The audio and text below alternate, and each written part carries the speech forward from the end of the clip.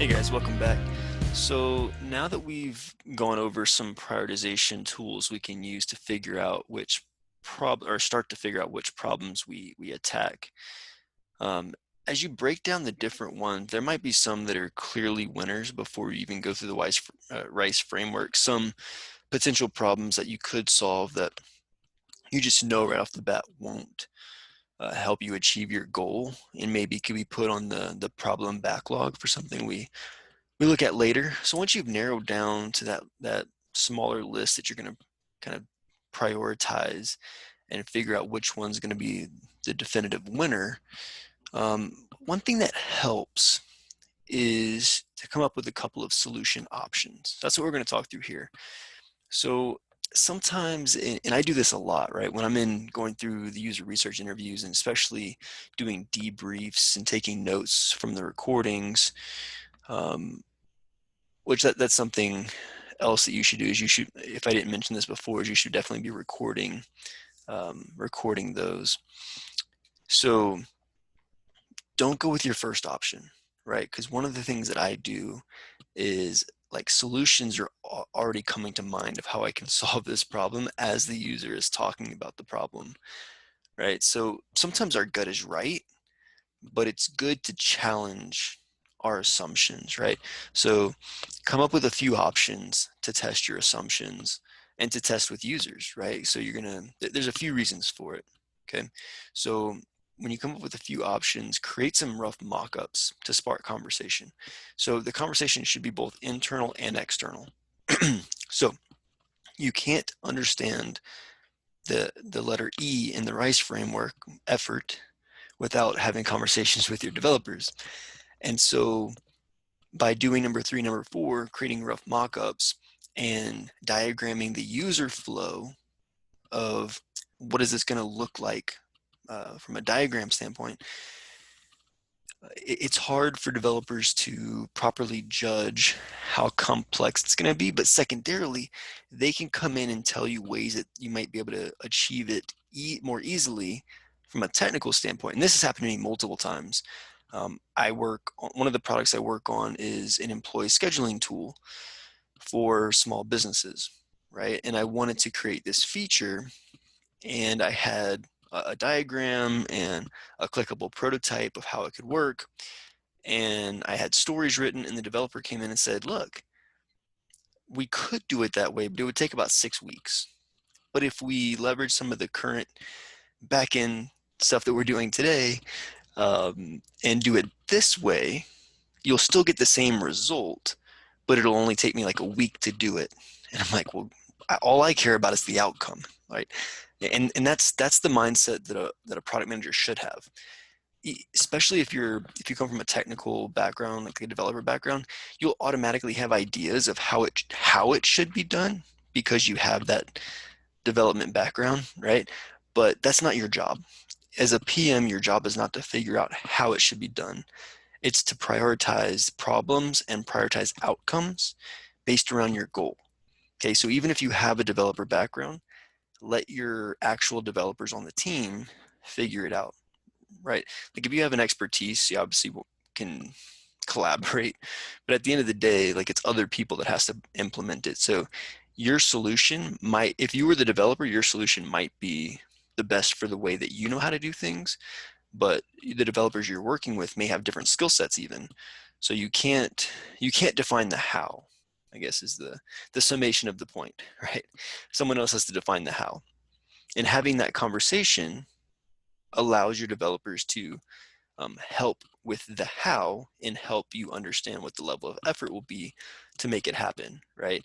But that conversation can't happen unless you talk to them, right? And so that's the whole purpose of user stories, which we're going to get to later on down the road. The intent of why user stories were invented in the first place is to have a conversation, not to hand off some instructions to a developer to say, do this thing, right? That's what it's become in a lot of ways. But as you're learning to become a product manager, I want to teach you the right way, which is have conversations, right? There's a great book called Good Strategy, Bad Strategy, and there's another one called execution, the art of getting things done, right? And there's a consistent theme in those books. This may sound like a tangent, but I promise it's related. The theme is that dialogue is the number one currency for execution. Okay, so without these kind of conversations, there's going to be an execution gap, right? Details will get missed. Something will be done in a way that you didn't intend. So dialogue, dialogue, dialogue, it's very, very key, right? Like in real estate, it's location, location, location. In product management, it's dialogue, dialogue, dialogue. So remember that. It's very important. So before you even get to the stories, right, when you're trying to figure out what problem you even attack, this dialogue's important. And some people are very visual in nature, where if you try to explain an abstract concept, it won't stick. So having something concrete like a mock-up or a user flow diagram will really help your developers better estimate level of effort and will take most of the assumptions out of the room, whereas those assumptions may still linger if you're just talking in abstract terms, okay? So the last part on here is, should you run an experiment first, right? And I came across this in this Figma project, right? There's too many unanswered questions for me to just say, we're gonna go build some advanced level animations, right? And I'm gonna get to some of those other questions later about like, what animations do we even build? What's gonna move the needle? What's gonna resonate most with users? Like, those are all real questions that are kind of natural follow-ups to the initial work. So there's going to end up being a second round of user research that would be needed if we decided to prioritize animations as that key thing that's going to move the conversion needle. But if I have limited data, my confidence is going to be low.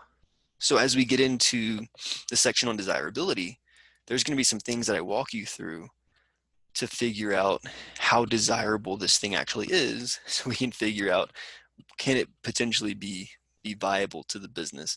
And one of the low risk ways to do that, which we'll get to later, are experiments like smoke test.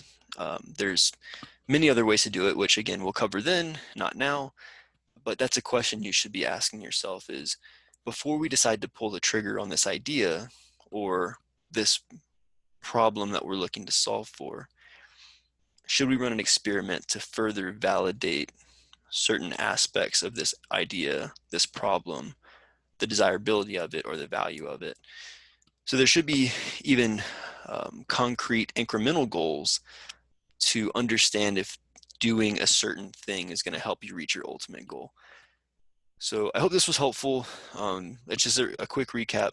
Don't go with your first and only option. You want multiple options. Alternative hypotheses are critical, right? You'll have a gut reaction, but you become more creative if you think deeper past the surface level idea that kind of is intuitive to you, right? Number two, come up with a few options. That's very much related to number one. Number three, create some rough mock-ups to spark conversation. And four, leverage diagrams. So diagrams are less time intensive than even mock-ups, but don't try to get high fidelity. We'll go over that in the next lesson. We want to keep things very low fidelity and simple, just so we can have a conversation, right? We're not trying to design the whole experience as if you're working with actual software.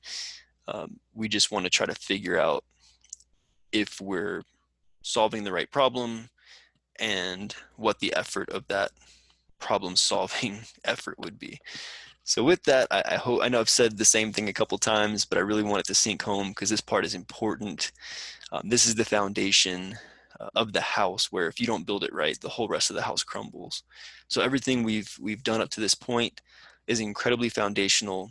Now we're going to start putting the frames up, put the door, and eventually get the roof on the thing so we can have a fully functioning house, if I'm going to run with that analogy. But to do that, I'll see you in the next video where we actually go through some mock-ups and diagrams. All right, see you there.